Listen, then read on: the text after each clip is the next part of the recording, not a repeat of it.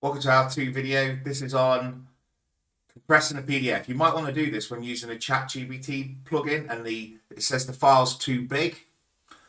Now, some of them you need to take out a subscription so you'll be able to do bigger files, but this is a way you could use the free versions of doing this.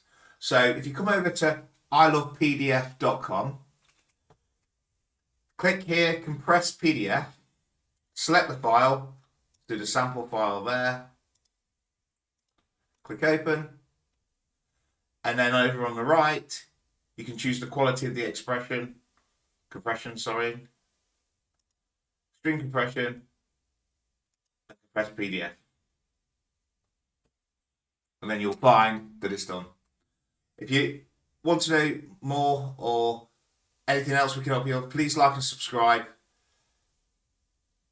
And thank you and goodbye.